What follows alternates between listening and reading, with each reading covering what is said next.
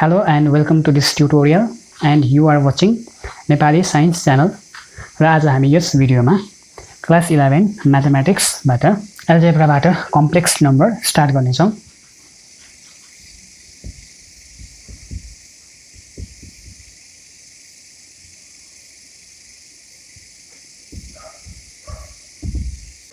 र complex number start गर्नुभन्दा अगाडि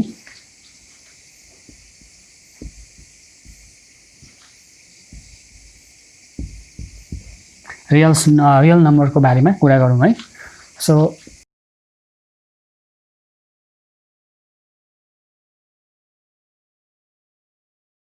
र रियल नम्बर चाहिँ actually it is a set of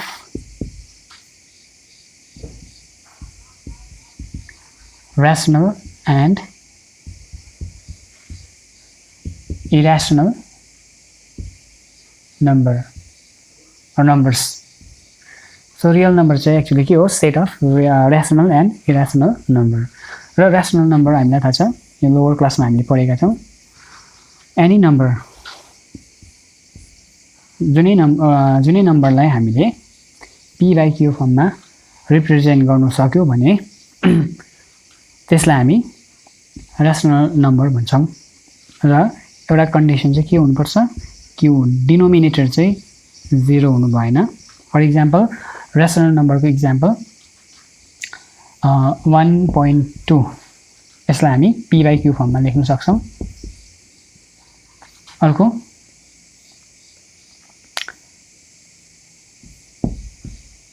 0.1 यसलाई हामी 1/10 लेख्न सक्छौं। This is rational number। र यस्तै थुप्रै नम्बर्सहरु हुन्छ जसलाई हामी rational number भन्छौं। र irrational number चाहिँ त्यो नम्बर हो जुन नम्बरको भ्यालु चाहिँ हामीले जहिले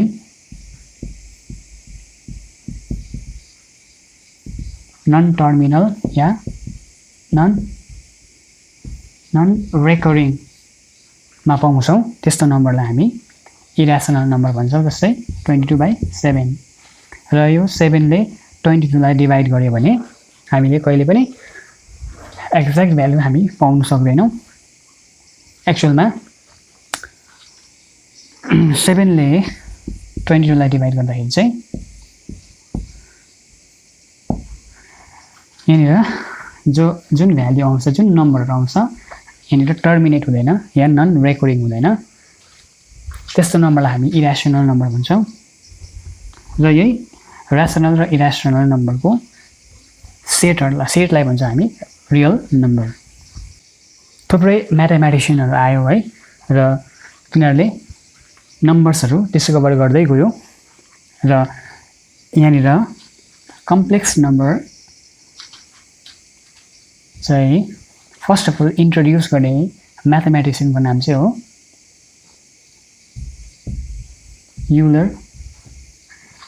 युलरले चाहिँ कम्प्लेक्स नम्बरलाई इन्ट्रोड्युस गर्यो बादमा।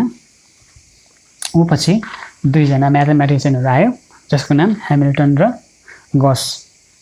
र पछि ह्यामिल्टन र गस दुईजना म्याथमेटिशियनले यो कम्प्लेक्स नम्बरको कन्सेप्टलाई अझै मजाले बुझाउन सक्यो। र एक्चुअलमा कम्प्लेक्स नम्बर कसरी स्टार्ट भयो भन्दाखेरि चाहिँ जब म्याथमेटिशियनहरुले क्वाड्रेटिक इक्वेसनलाई सल्भ गर्दै गयो। फर एक्जाम्पल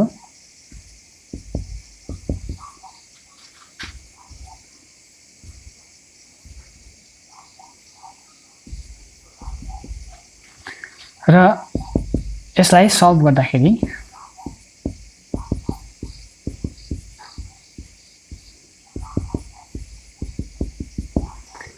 यो इक्वेसनलाई सल्भ गर्दाखेरि हामीले x को भ्यालु दुईटा पायौं, +1 र -1। त्यसरी नै यो इक्वेसनलाई सल्भ गर्दाखेरि यहाँबाट दुईटा सल्युसन र दुईटा x को भ्यालु दुईटा पायौं, आइदर +2 र -2। र यस्तो सिचुएसन पनि आयो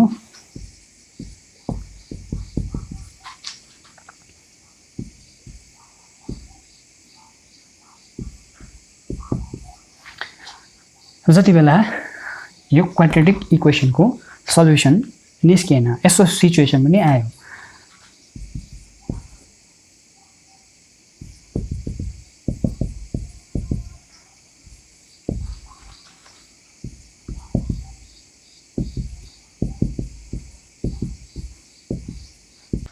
र अब यस्तो खालको सिचुएसन आउँदाखेरि चाहिँ यो क्वाड्रेटिक इक्वेसनको सल्युसन निकाल्नु सकेन त्यति बेला र अर्को हामीले यदि -1 लाई यसलाई स्क्वायरिङ गर्यो भने हामीले जहिले पनि पोजिटिभ भ्यालु हामीले पाउँछौं बट यो केसेसहरुमा स्क्वायरिङ गर्दाखेरि पनि जस्तै √(-1) लाई or square of √(-1) को भ्यालु चाहिँ -1 नै पायो पोजिटिभ पाउन सकेन त्यसरी नै -2 लाई स्क्वायरिङ गर्दाखेरि -2 आयो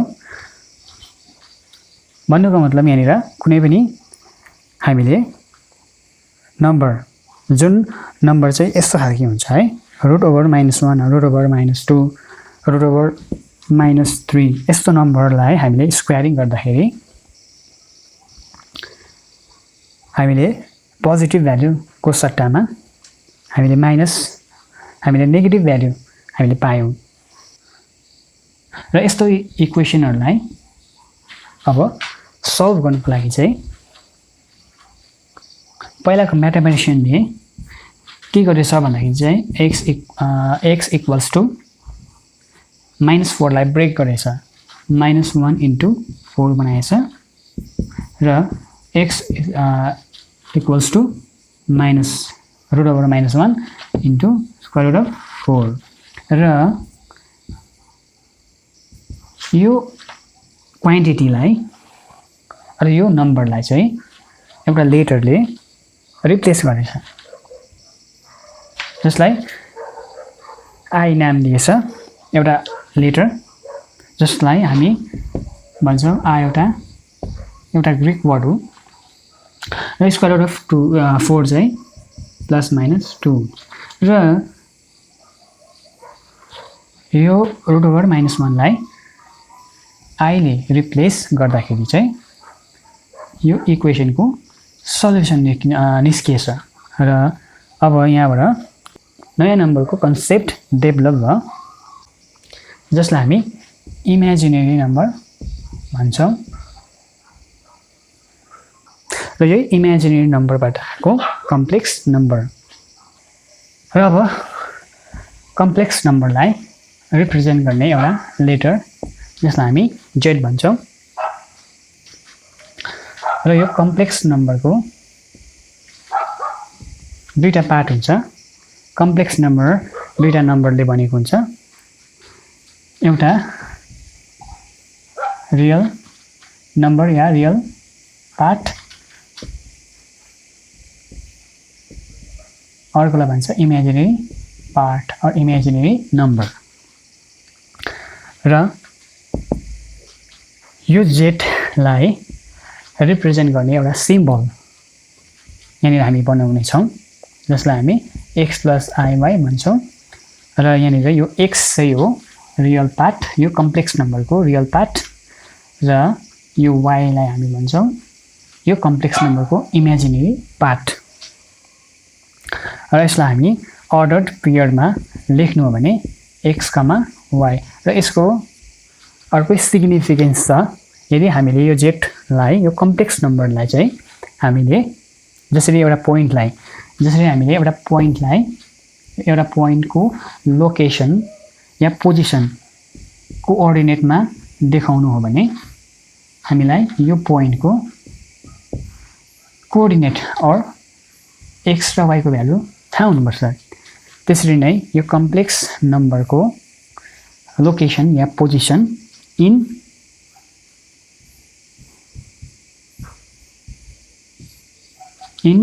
z प्लेन एउटा z प्लेनमा यो कम्प्लेक्स नम्बरको पोजिसन देखाउनु हो भने हामीलाई यो अर्डर पेयरको खाँचो पर्छ र यो Z plane is similar to this coordinate axis र हामीले यो कोअर्डिनेट एक्सिस भनेर हामीले लोअर क्लासमा क्लास 9 10 मा पढेका थियौं तर अब हामी यहाँ क्लास 11 मा चाहिँ कम्प्लेक्स नम्बरलाई प्लट गर्ने त्यो प्लेनलाई त्यो जग्गालाई हामी जेट प्लेन भन्छौं र जेट प्लेनमा हामी यो एक्स एक्सिसलाई हामी रियल एक्सिस भन्छौं जसमा हामी रियल पार्ट या रियल नम्बरलाई हामी यहाँनिर प्लट गर्छौं र यो y एक्सिसलाई हामी इमेजिनेरी एक्सिस भन्छौं जहाँनिर हामी इमेजिनेरी नम्बर हामी प्लट गर्छौं एक्सिस र इमेजिनेरी एक्सिस बनाउने छौं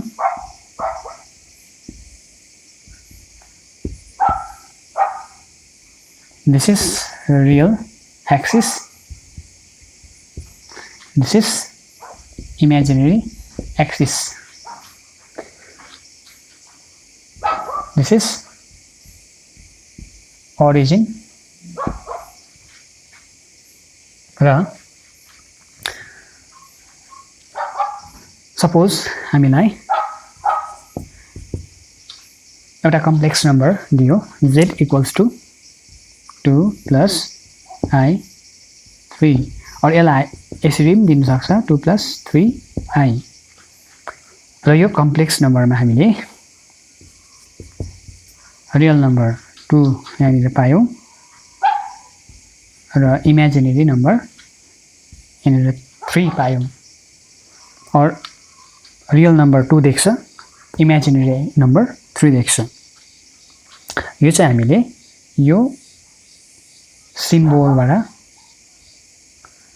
निकाल्छौं रियल र इमेजिनेरी नम्बर र अब हामीले यो कम्प्लेक्स नम्बरलाई यो दिस इज जेड प्लेन यो जेड प्लेनमा हामीले अब यो जेड को लोकेसन देखाउनु हो भने रियल नम्बर र इमेजिनेरी नम्बरलाई हामीले यहाँनिर प्लट गर्नुपर्छ र यो कम्प्लेक्स नम्बरको अर्डर पेयर हुन्छ z equals to 2, 3. So in real axis कति युनिट मुभ गर्नुपर्छ 2 युनिट 1 2 अनि इमेजिनेरी एक्सिस मा हामी 3 युनिट मुभ गर्छौं 1 2 3 दैट मीन्स कम्प्लेक्स नम्बर चाहिँ यहाँनिर छ इन फर्स्ट क्वाड्रेन्ट 2, 3 सो यो बेसिक चीजहरु हो र हामी यहाँनिर z को ordered pair x, y मान्छौं that means z x, y भन्नुको मतलब यो x अनि यो चाहिँ y र यदि हामीले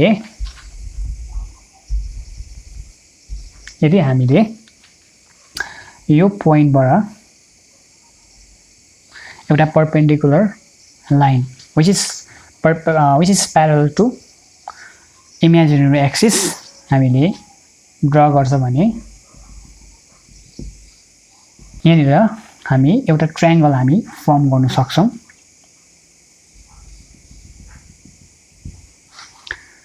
सो वी नो यो चाहिँ x हो अनि यो चाहिँ y र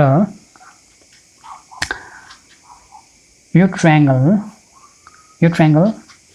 राइट एंगल ट्रायंगल हो किनकि हामीले यहाँनिर एउटा परपेन्डिकुलर लाइन ड्रा गर्यौं यहाँनिर 90 डिग्री एंगल भएकोले गर्दा यो ट्रायंगल चाहिँ राइट एंगल ट्रायंगल भएकोले गर्दा अब यहाँनिर पाइथागोरस थ्योरम हामी यहाँनिर एप्लाई गर्न सक्छौं this is base this is perpendicular and this is hypotenuse र अब हामी यहाँनिर हाइपोटेनियस निकाल्न सक्छौं र according to Pythagoras theorem h square equals to p square plus b square h equals to root over p square plus b square र p perpendicular y square plus b base x square और यसलाई हामी x square plus y square पनि लेख्न सक्छौं र यो हाइपोटेनियसको लेन्थ चाहिँ x square plus y square under root या square root of x square plus y square र यहाँनिर hypotenuse square root of x square plus y square पायौं र यसलाई हामी एउटा लेटरले रिप्रेजेन्ट गर्छौं r ले that means r equals to under root x square root of x square plus y square र यो r चाहिँ एक्चुअली के हो भन्दाखेरि चाहिँ यो r चाहिँ हो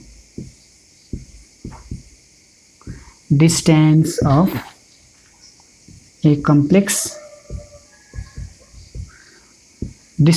complex number from the origin र यहाँनिर ट्रायंगल को हिसाबमा हाइपोटेनियस चाहिँ x square plus y square निस्क्यो र यहाँनिर डिस्टेन्स को हिसाबमा square root of x square plus y square that means यो दुईटा इक्वल छ र अब आउँछ conjugate complex number जसलाई हामी z dash भन्छौं र conjugate complex number चाहिँ हामीले given complex number बाट निकाल्नु पर्छ यदि हामीलाई complex number दिएको छ भने conjugate complex number हामीले सजिलोसँगले निकाल्न सक्छौं र यसमा याद गर्नुपर्ने कुरा conjugate complex number निकाल्दाखेरि चाहिँ हामीले complex number को imaginary part को sign याद गर्नुपर्छ र z dash equals to यहाँनिर साइन चेन्ज हुनेछ प्लस छ भने माइनस माइनस छ भने प्लस कन्जुगेट कम्प्लेक्स नम्बर हामीले निकाल्नु हो भने इमेजिनरी पार्ट को साइन चेन्ज हुन्छ that means x minus iy त्यसरी नै यदि हामीलाई complex number x minus iy दिएको छ भने अब यो कम्प्लेक्स नम्बरबाट कन्जुगेट कम्प्लेक्स नम्बर निकाल्नु हो भने x प्लस iy जहिले पनि इमेजिनरी पार्ट को साइन चाहिँ चेन्ज हुन्छ र अब अर्को आउँछ मोडुलस अफ z को मिनिङ चाहिँ हो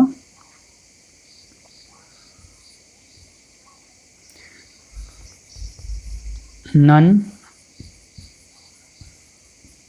negative of square root of x square plus y square mode को मिनिङ हामीले कुनै पनि भ्यालुलाई हामीले पोजिटिभ बनाउनु यदि पोजिटिभ छ भने त्यो पोजिटिभ नै हुन्छ फर एक्जाम्पल मोड अफ 1 भनेको 1 नै हो माइनस मोड अफ -1 भनेको 1 नै हो र यहाँनिर मोड को मिनिङ चाहिँ कुनै पनि नम्बरलाई हामीले पोजिटिभ बनाउनु या नन नेगेटिभ बनाउनु मोड अफ z भनेको चाहिँ non negative square root of x square plus y square र square root of x square plus y square चाहिँ एक्चुअली कसको भ्यालु हो r को x square plus y square अर्को ट्रायंगल को राइट एंगल ट्रायंगल को हाइपोटेनियस को that means mode of z or modulus z is always equals to r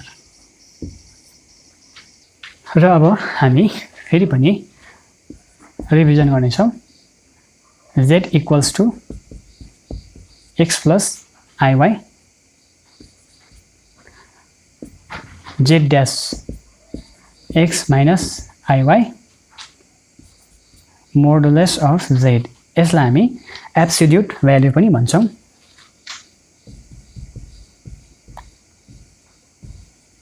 absolute value or modulus पनि भन्छौं। mod of z yeah modulus z भनेको चाहिँ x square plus y square which is equals to r। र अब आउँछ amplitude or argument पनि भन्छौं। र यसलाई represent गर्ने लेटर छ theta. Theta means absolute theta means amplitude or argument of a complex number. र हामी प्रिभियस फिगरलाई बनाउने छौं।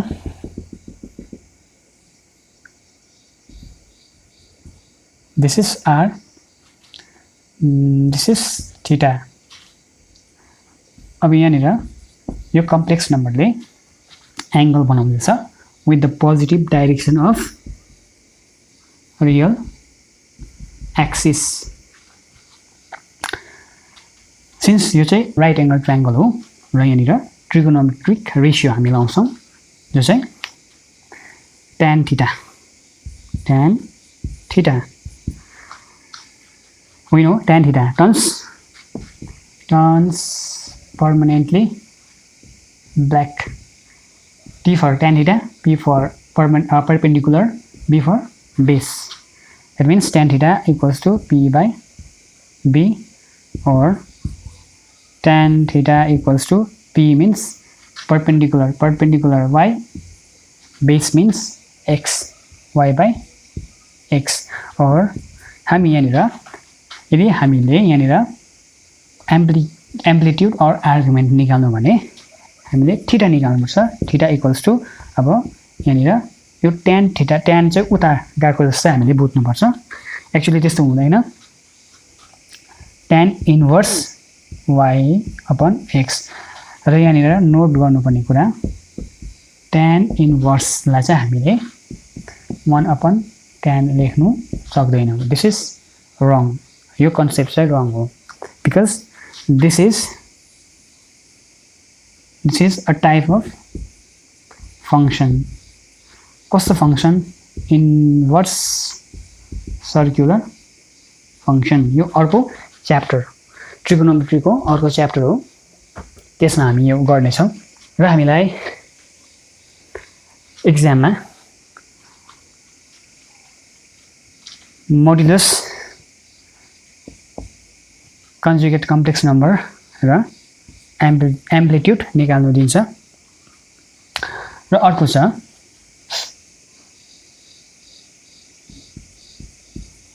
Modulus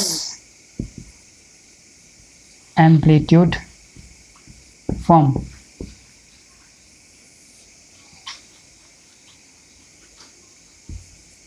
Z equals to R cos theta plus I sin theta। र अब यो कसरी आयो अथवा यो के हो, व्हाट इज दिस भन्दाखेरि चाहिँ यो चाहिँ कम्प्लेक्स नम्बरको मोडुलस एम्प्लिट्युड फर्म। र यसलाई हामी पोलर फर्म पनि हामी यसलाई भन्नु सक्छौं। र यसलाई चाहिँ हामी मोडुलस एम्प्लिट्युड फर्म